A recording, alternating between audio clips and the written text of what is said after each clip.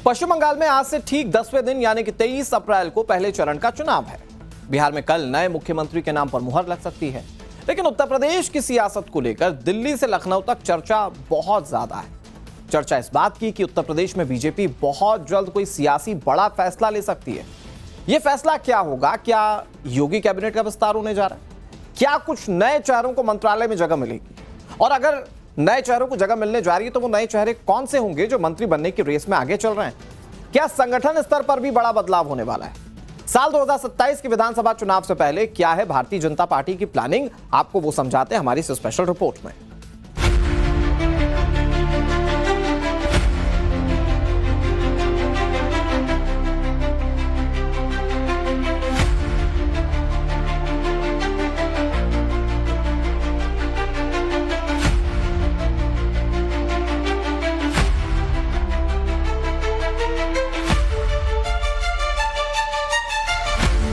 दिल्ली से लखनऊ तक चर्चा है, अब नहीं टलेगा, अब वो कर रहे हैं। क्या सच में, क्या जल्द ही उत्तर प्रदेश में कुछ बड़ा सियासी फैसला होने वाला है? क्या योगी कैबिनेट में बड़ा फेरबदल होने जा रहा है? क्या 27 के चुनाव से पहले बीजेपी यूपी में बड़े लेवल पर बदलाव करने जा रही है?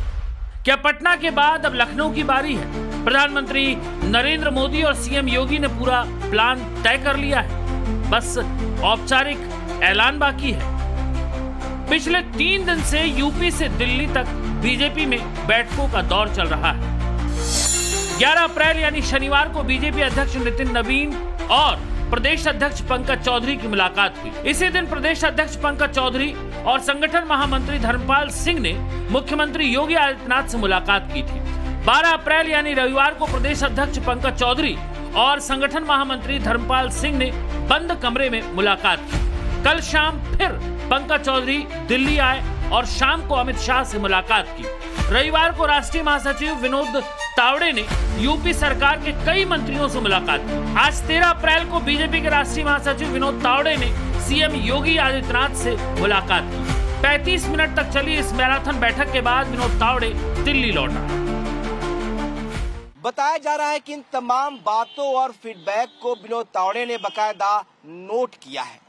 विनोद तावड़े के इस बैठकों के बाद प्रदेश में बीजेपी संगठन और मंत्रिमंडल में बड़े बदलाव के कयास लगाए जा रहे हैं। खबर ये भी है कि प्रदेश अध्यक्ष पंकज चौधरी प्रदेश की टीम फाइनल कर चुके हैं और लिस्ट केंद्रीय नेतृत्व को सौंप चुके हैं। अब इस लिस्ट पर फैसला केंद्रीय नेतृत्व को करना है। ऐसे में जल्द ही योगी कैबिनेट में कुछ नए चेहरों को जगह मिल सकती है और कुछ मंत्रियों को संगठन में बड़ी जिम्मेदारी मिल सकती है। अब सवाल है कि वो कौन से चेहरे होंगे जिनको सरकार में जगह मिलेगी और किसे मंत्रालय से हटाकर संगठन की जिम्मेदारी दी जाएगी। इस पर आगे बात करेंगे और बताएंगे कि नए मंत्रियों की रेस में कौन कौन आगे चल रहा है। कोई परिवार की तो पार्टी है नहीं कि मुखिया ने कहा कल से तुम ये काम करो, कोई तैयारी नहीं। भारतीय जनता पार्टी पूरी तैयारी करके कार्यक्रम करती। 2027 में विधानसभा चुनाव प्रस्तावित है। भारतीय जनता पार्टी का कैडर तैयार है, उसको तमाम नई जिम्मेदारियां दी जानी, जिसकी वजह से बैठक करनी जरूरी है। पहले समझिए कि योगी कैबिनेट में अभी कितनी वैकेंसी है। नियम के मुताबिक सीएम योगी को लगाकर कुल मंत्री पद की संख्या 60 हो सकती है। अभी मौजूदा समय में 54 मंत्री हैं, यानी 6 पद अभी भी खाली हैं। अभी योगी सरकार में 21 कैबिनेट मंत्री हैं। 14 मंत्रियों के पास स्वतंत्र प्रभार है, जबकि 19 राज्य मंत्री हैं, यानी कुल 54 मंत्री हैं। अब सवाल है कि क्या खाली पड़े 6 मंत्रियों के पद को भरा जाएगा या फिर 2027 चुनाव को देखते हुए जाति समीकरण और क्षेत्रीय संतुलन साधने पर खास ध्यान दिया जा सकता है। मौजूदा समय में मुख्यमंत्री, एक उप मुख्यमंत्री और प्रदेश अध्यक्ष तीनों ही पूर्वी उत्तर प्रदेश से आते हैं। ऐसे में पश्चिमी उत्तर प्रदेश का प्रतिनिधित्व बढ़ाने के लिए कुछ नए चेहरों को कैबिनेट में शामिल किया जा सकता है। सूत्रों के मुताबिक जो नए चेहरे यूपी कैबिनेट में शामिल हो सकते हैं उनमें भूपेंद्र सिंह चौधरी, मनोज पांडे, पूजा पाल, अजीत पाल त्यागी, आकाश सक्सेना और अशोक कटारिया का नाम सबसे आगे चल रहा है। जबकि मौजूदा मंत्रिमंडल से नरेंद्र कश्यप, दिनेश खटिक और सोमेंद्र तोमर को संगठन में जिम्मेदारी दी जा सकती है।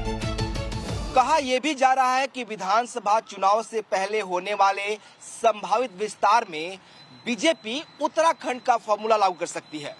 बिना किसी को हटाए भी नए लोगों को मंत्रिमंडल में शामिल किया जा सकता है।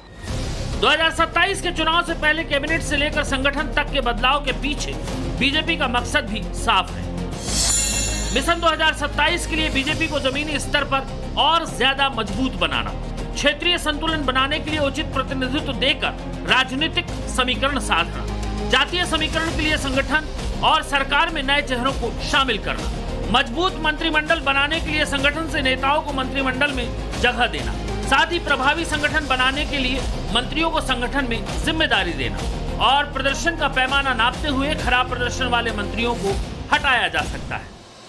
जातीय और क्षेत्रीय समीकरण साधने के साथ साथ बीजेपी विरोधियों को पस्त करने के लिए सरकार और संगठन पर फोकस तो कर ही रही है, साथ ही अंबेडकर मूर्ति विकास योजना को मंजूरी देकर दलितों को साधने की कोशिश हो रही है। आधी आबादी पर फोकस किया जा रहा है। महिला आरक्षण के अलावा सरकार महिलाओं के लिए विशेष योजना लाने की तैयारी में है। पीडीए को काउंटर करने के लिए राष्ट्रवाद, धार्मिक स्थलों का विकास और बेहतर कानून व्यवस्था को तरजीह देने की प्लानिंग चल रही है। 2027 का विधानसभा चुनाव सर पर है तो बीजेपी फूक फूक के कदम रख रही है कि विस्तार करे, किसको शामिल करे, किसको ना शामिल करे। सारी चीजें हो रही हैं। अब बैठकों के इस दौर के बाद सबकी धड़कनें बढ़ी हुई है।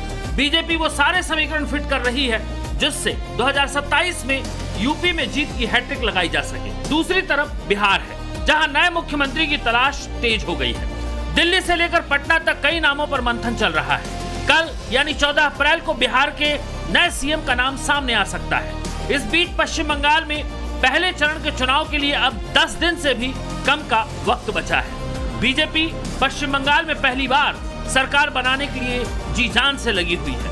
चुनाव की तारीख नजदीक आते आते बंगाल की सियासत में एम फैक्टर पूरी लड़ाई की धुरी बनता दिखाई दे रहा है। प्रधानमंत्री मोदी ममता बनर्जी और टीएमसी पर खास वोट बैंक के तुष्टीकरण का आरोप लगा रहे हैं। पलटवार में ममता ने साफ कर दिया है कि बीजेपी के हर हमले का जवाब बदले से दिया जाएगा।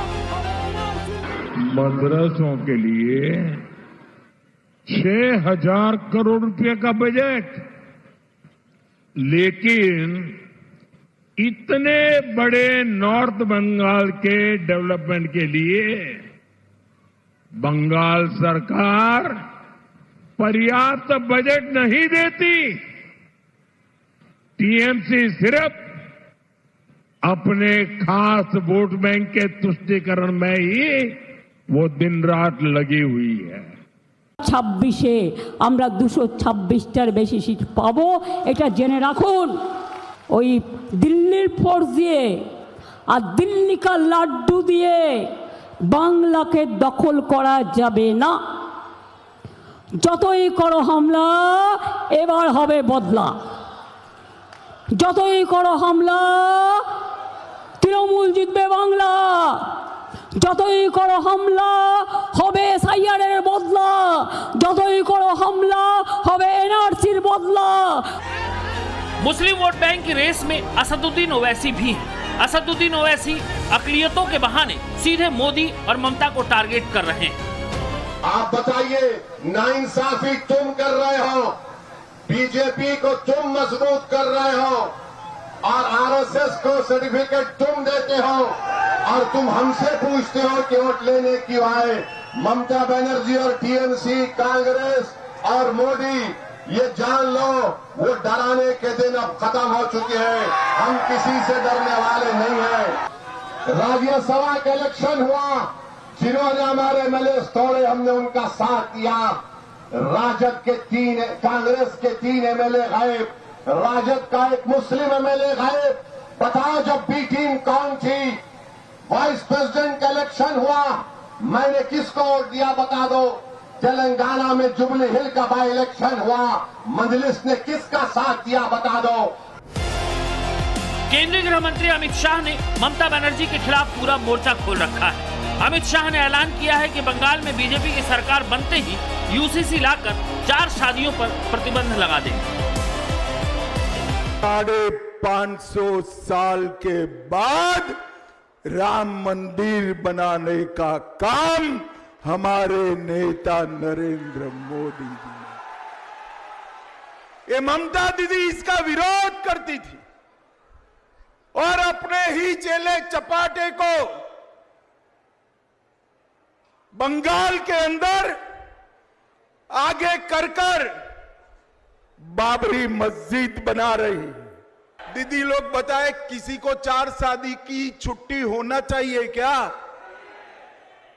आप 5 तारीख को भाजपा सरकार बना दो, हम यूनिफॉर्म सिविल कोड लाकर 4 शादी पर प्रतिबंध लगा दें। इस बीच विकास और भ्रष्टाचार के आरोपों से आगे बढ़कर अब लड़ाई भाषा के मुद्दों तक पहुंच गई। बंगाल में एक बार फिर सियासी लड़ाई में उर्दू को लेकर आर पार की स्थिति बन गई है। कोलकाता के मेयर और टीएमसी नेता फिरहाद हाकिम का एक बयान सोशल मीडिया पर गूंजने लगा है, जिसमें वो उर्दू को लेकर अपनी मंशा जाहिर करते नजर आए। इंशाअल्लाह ताला एक दिन ऐसे होगा जब बंगाल के आधे पॉपुलेशन वो भी उर्दू बोलेंगे और उर्दू शायरी बोलेंगे। फिरहाद हाकिम के इस बयान पर यूपी के सीएम योगी आदित्यनाथ ने जोरदार पलटवार किया और यहां तक कह दिया कि उर्दू बोलने की बात कर रहे हैं वो वहीं चले जाएं जहां उर्दू बोली जाती है। मुझे तो देख कर के अफसोस हुआ जब कोलकाता का मेयर कहता है कि यहाँ की आधी आबादी को उर्दू बुलवाएंगे। मैं उनको बोलना चाहता हूँ कि यहाँ की जनता उर्दू नहीं बंगला बोलेगी, बंगला बोलेगी और कोई भी माई का लाल बंगाल की संस्कृति के साथ खिलवाड़ नहीं कर सकता है। पूरा देश मोदी जी के नेतृत्व में आपके साथ खड़ा है। आपके आन मान शान के साथ कोई खिलवाड़ नहीं कर सकता है और इस अराजकता को हर हाल में हमें रोकना है। बंगाल में बंगाली ही बोली जाएगी। ये कठमुल्लापन की संस्कृति यहाँ नहीं चलने दी जाएगी। ये इनकी टीएमसी की साजिश को सफल नहीं होने देना है। उनको बोलो, चलो कहते हैं कि यहाँ उर्दू बोली जाएगी, उनको बोलो उर्दू जहां बोली जाती वहां जाओ, बंगाल में बंगला ही बोली जाएगी। साफ है आने वाले दिनों में जंग और भी तीखी होगी। क्या 4 मई को बंगाल के रिजल्ट के बाद ऑपरेशन लखनऊ शुरू हो जाएगा या छोटे मोटे फेरबदल के साथ बीजेपी चुनाव की तैयारियों में लग जाएगी? अभी कोई इस पर बोलने को तैयार नहीं। ठीक उसी तरह जैसे बंगाल में वोटर चुप, यूपी को लेकर हाईकमान भी चुप है, लेकिन कुछ बड़ा होने वाला है। इसकी चर्चा लखनऊ से दिल्ली तक है। ब्यूरो रिपोर्ट, टाइम्स नाउ, नव भारत।